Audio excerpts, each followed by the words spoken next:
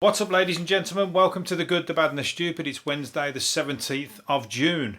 It's another Wednesday. It's another nondescript Wednesday as well because there's not much going on in the news. But lucky for you, I can talk and talk and talk and talk and talk and make it up as I go along.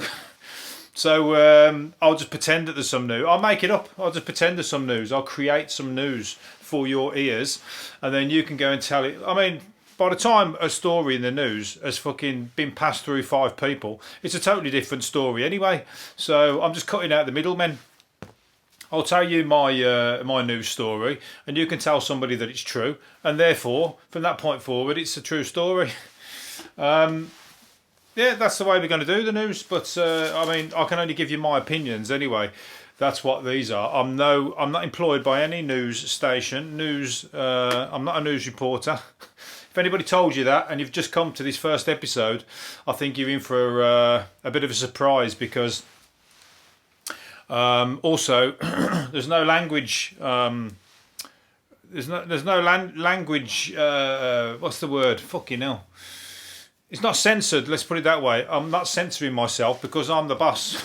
And I'm the boss, I'm the newsreader, I'm the publisher, I'm the producer, the researcher, I'm the journalist as well now. I'm creating my own stories.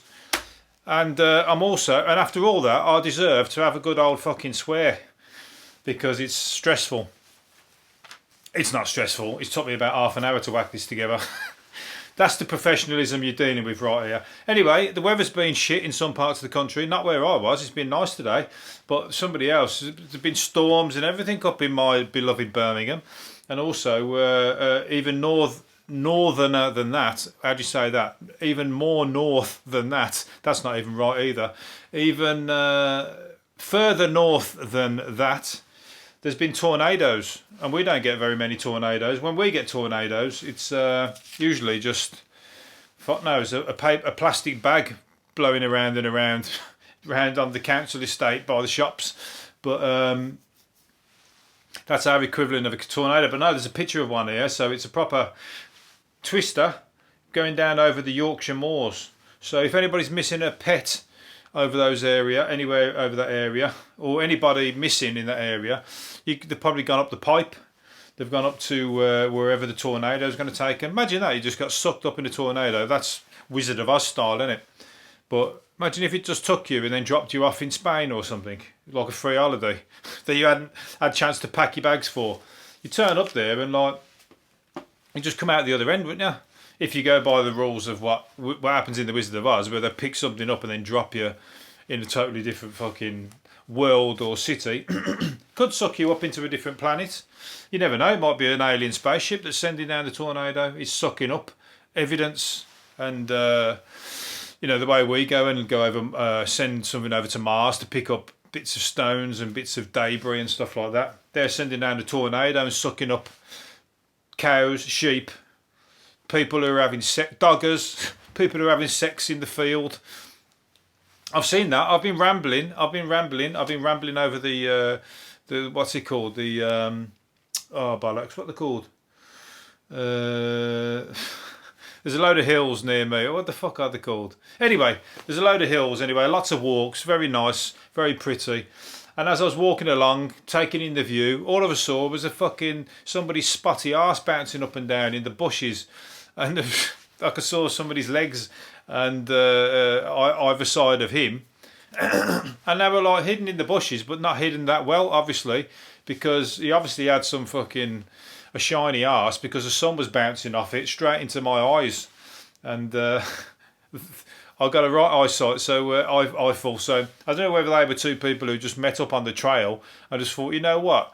This is really is love at first sight. I don't care. I can't even wait to even ask you what your name is. But I mean, you know, one step away from rape, that is obviously. But they looked like they was having a good time. So I don't think there's anything untoward. The only one who was put out by that experience was me. I didn't want to see it. Anyway, but anyway, I've got to pass that on. There's my news story. I told you that's my journalism. That's what I saw. Anyway, but imagine if they got sucked up into the tornado and were spinning around and around. I tell you what, they would have just thought that's the fucking best sex I've ever had. If he dropped them down, like, you know, and they survived, they'd be like, that's the fucking... But they wouldn't know there was in a tornado. They'll just think they was having passion beyond whatever. They'll be hitting those walking trails as soon as fucking they've recovered. They'll be back on the walking trails waiting for it to happen again. Unfortunately, they won't ever recreate that situation, because the only people who are normally rambling along the pathways are twee old couples and that, and they ain't gonna fucking be getting jiggy with even each other, let alone a passerby. Well, they might be. I tell you what, some of them fucking some of them swingers places, I bet they've got some fucking scary situations you walk into. Go in there expecting it to be a load of young people, and it's like some like 85-year-old bloke with a ponytail and a fucking and his wife, equivalent age, but she looks like she's fucking long dead. And then you're like, I don't think swinging's actually for me. I'm more into walking and getting sucked up a tornado. By myself, thank you very much. Anyway, let's move on to... That's the weather report, that was. And the next one we're going to get is Benidorm. Benidorm's inviting... Well, Benidorm's open.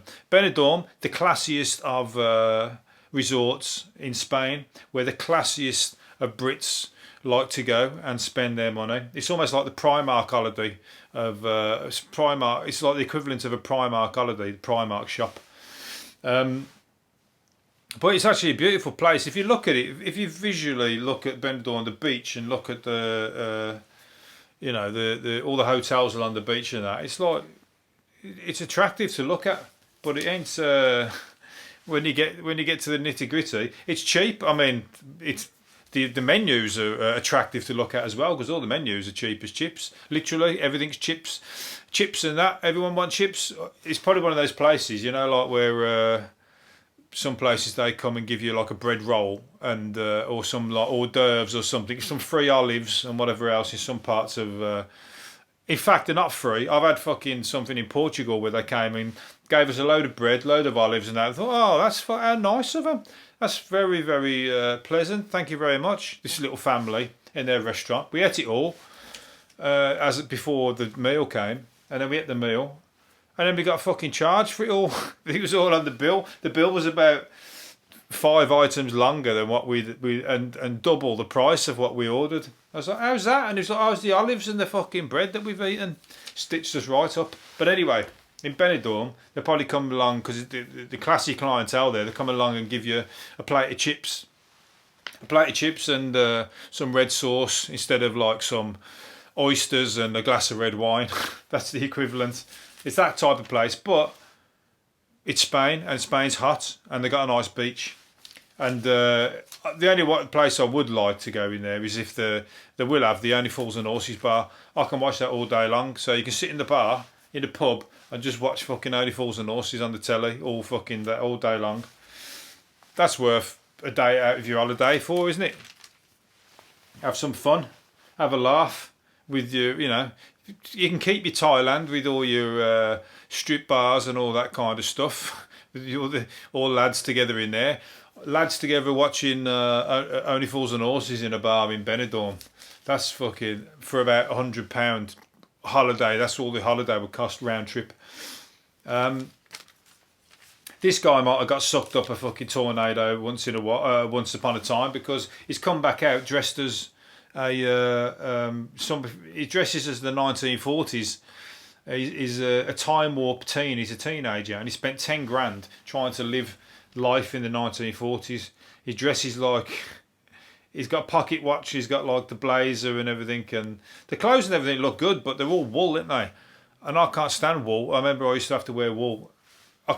Wool just makes me itch, and I couldn't wear the woolly trousers and that. The army uniforms they used to wear, I would have to resign straight away. Even though I'd have to say, just get me a white feather. I'll accept the white feather. I can't wear them fucking woolly trousers. Not unless you go to the future and get me some, some cotton wear, please. Bring it back through the tornado, the space-time tornado. That is the feature of this episode. It's a time machine in the shape of a tornado. But anyway, so this guy dresses, he's only a teenager, and he dresses in all the gear, rides a bike, and eats fruitcake, and yeah, he is a fruitcake. And what's I going to say? Oh, they call him his friends call him a vintage fruitcake as well. So there you go. Well, I'm on the same wavelength. But yeah, so but it's good. It looks good. I mean, it's it's fun, isn't it? And the only thing is, you probably get fucking beat up because there's a lot of people, a lot of other kids who won't accept that, or like, and it should, or it depends on what town he's in. Where is he? Milton Keynes. He might get away with it in Milton Keynes, but in some parts, if he's in a rough council estate and he was like driving around like that, they'll think he was taking the piss, or they just wouldn't get it, and they would have to just beat him up because that's the first fucking thing on a bully's mind, isn't it? Right, I don't understand what he is and what he's about, so I'm going to beat him up. The same way they think about fucking black people, the same way they think about gay people, the same way they think about transgender people. A bully just thinks, I don't get it, so I'm going to have to fucking punch. I'm going to have to beat somebody up because that's my trigger. And I got that off my dad in many cases. Not me, him. Got it off his dad. Oh, the tortoise. There's a tortoise. This guy's having fucking time of his life. What he has, he's 100, and he's been personally credited for saving the entire species. So he's like He-Man in a tortoise shape. He's like He-Tortoise or Super Tortoise or Bat Tortoise or any other superhero. Captain Tortoise. He's like, and he's a fucking swinger. He's a swinging tortoise because he's got 100. He's 100 and he's just been bred. They've been breeding him, and he's been given 2,000 tortoises a time of their lives. He's been, stroking a few females' fancies. Let's put it that way. Since the 1940s, going back to the time of that guy wants to the guy just before the time where he wants to. Spend a lot of time and dress like them and that. This tortoise has been there. He's lived there and he's been shagging since there. He's been shagging since the 1940s. Since the 1920s, he's 100. And he's probably still not even done. They're retiring him. He's like, what the fuck? Don't retire me. I wish I could talk because I'd say, don't retire me. I'm going to fucking die if I don't do something, if I don't keep fucking busy. I'm not up for retirement, thank you. Keep me shagging. Keep putting me out there. Because he ain't going to go and like find his own. He's too slow, isn't he? He's going to have to just, you have to just put him in with a female. Oh, that's fucking terrible you've done that. He should just keep going till he dies, like shag himself to death. If he saved his own species, I mean, he's in charge, isn't he? He's the man. Anyway, so if anybody wants to shag a tortoise, swinging can cross, that kind of swinging might cross boundaries. So if you fancy shagging a 100-year-old tortoise, you'll have to find him. He's, where is he? San Diego Zoo? I think so, maybe. Anyway, or no, has he been put out into Galapagos? What's it called? Galapagos Islands. But make sure you pick the right one. If you shag all the other ones, then that is tortoise rape, I'm afraid. He's up for it. The others, they don't know anything about sex. That's why the species is dying. Anyway, Ronnie Wood believes he's been playing better than he ever has with the Rolling Stones because he's been clean for 10 years. That's fucking. That's because he's done that much drugs throughout his life that he's just permanently high, and that is a good place to be. He's like, he doesn't need it anymore because his brain is that developed by the drugs that he's taken over the years and the drink and whatever else that he's just permanently on a buzz, isn't he? So that's fun. That's like he's having a good time. He plays guitar and he's 73. And I remember I saw him the other month, and he was on Jules Holland. Jules Holland. If you're from another country and you should watch Jules Holland's Later program for music. Anyway, but he was on that, and I thought he was pissed. He was talking, chatting away, and everything, and I honestly thought he was pissed. I thought he was teetotal. That's what I was thinking to myself, because he looks off his head. He was pissed, but he weren't, because he's saying here he's been sober for 10 years. So. There you go. He's like, forever having fun. And if you're a rock and roller, anyway, if you're a rock star, I mean, fucking, is there any better buzz than standing on stage with everybody fucking going mad while you're playing the guitar? I don't think so, apart from whatever goes on after when you get off the stage and all those screaming fucking ladies or whatever else come back to whatever party that you're putting on and whatever fucking, you know, all-nighter you've got planned. That is fucking, you know, apart that Tortoise is having the time of his fucking life because they don't drink and do drugs. Tortoises, or whatever. Was it a tortoise? Yeah, it was a tortoise. Anyway, that Tortoise is having the time of his fucking life. And that is as close as you get. He's a rock star in the tortoise world. He's like the Rolling Tortoise or the Tortoise Stones or the Beatles. But the Tortoises, they could have his own band. But anyway, so, yeah, rock and roll. That's like fucking, you know, they probably get bored of it in the end. They just go, you know what? I'm bored of drugs, I'm bored of sex, I'm bored of women. Look at fucking Rod Stewart plays with train sets. And he used to be like, you know, kicking the fucking women out of bed. He like was top of his game. And now he's like playing to train sets. He's like, I can't bother with that. And wears fucking has an electric blanket to bed. He's fell out of fucking, I think he's fell over and he's been up a tornado and fell down on his head, and he's woke up going, you know what, I don't like rock and roll, I like playing with train sets. Or I do like rock and roll, but I like to fucking get straight off the stage, put my slippers on, pour myself a fucking cup of Horlicks and watch my train set. That is wrong. Ronnie Wood is still out there sounding pissed and rocking on the stage, giving it all with his guitar.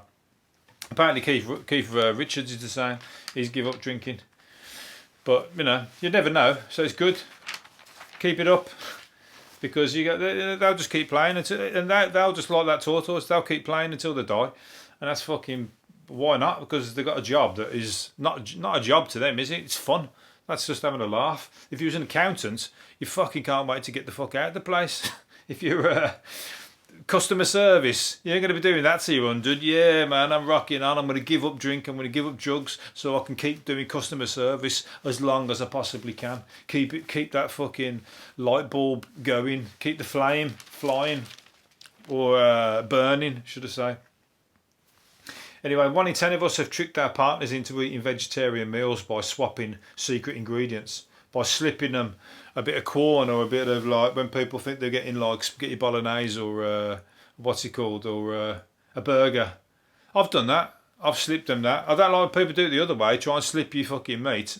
And then, because I don't eat meat. If I haven't told you before, I'll tell you again. I've told it many times. But anyway, I've slipped people some of my fucking amazing cookery skills and they don't notice. And it's only when I tell them, they go, oh yeah, I think I noticed that, yeah. But they were going, to start with, and then all of a sudden they go, oh yeah, I knew something was wrong. Oh, something was wrong. Well, you was fucking loving it just a minute ago, you fucker. They just like, you know, they like to diss it then because they're meat eaters and the meat lovers. And they can't handle it when you give them something because they like, they always take the piss out of you for not eating it. I don't know why. What's to take the piss out of? You eat a fucking hot dog that's full of fucking salt and fat and crap, or a doner kebab that's full of fucking, you know, that's like the bottom end of any kind of fucking food quality. And then you're like, and that's fucking plugging up your arteries, and then you're like laughing because somebody doesn't eat meat. Doesn't make sense. But then when you trick them into eating it, they're like, they get a bee in the bonnet. That's why I did it, for the laugh. I even like said to myself, I bet you they say they don't like it when I tell them. And that's exactly what happened. Anyway, that's me and my righteous one. Anybody want a burger? Anybody want to try some of my cooking or some of my recipes? Sorry, they're not for sale. Maybe I'll do a cookery class one time in the future when I get any kind of audience, because I haven't got one yet. If you're listening, you're probably the only person listening. So welcome and thanks for coming, mate. You're like my mate because nobody else is listening. It's just me and you. So I'm like a stalker now on you because I haven't got an audience. Anyway, I'm going to leave it there, you know. Oh, I'm going to do one more because I've got loads to talk about. But I've rambled on about something else. That fucking sexy tornado's taken out, and the sexy tortoise has dominated the episode. The last one I'm going to say is the first act confirmed at Glastonbury in 2021. Wait for it, Basil Brush. If it hasn't, put a date in your diary to when the tickets come out. You've got to get hold of one now because Basil Brush is going to be there. And Basil Brush, I even mentioned him on this podcast a long time ago when Basil Brush gave a speech at the guy who was his sidekick died. I don't know what his name is now, but Basil Brush came out to give one last bomb, and he didn't. And he said, "This is the last time you're going to see me, and it's my last bomb." And then all of a sudden, he's done a fucking Elton John, and he's gone, "I'm back. I've retired, and now I'm back, and I'm headlining Glastonbury." Well, I told you, if you didn't hear it here first, well, you did hear it here first. Well, you didn't because you wasn't listening, because you're not even listening now, because the only person who's listening is that person I'm stalking. Anyway, Basil Brush is at Glastonbury. He's come out of retirement. He's back at Glastonbury. I'm going to get my Basil Brush album out, which I told you was in my record collection for a joke, not because I like it, but I'm going to listen to it now and get in the mood for when I get to Glastonbury in 2021. If I can get a ticket, which I probably won't. In fact, I won't even try because it's ridiculous.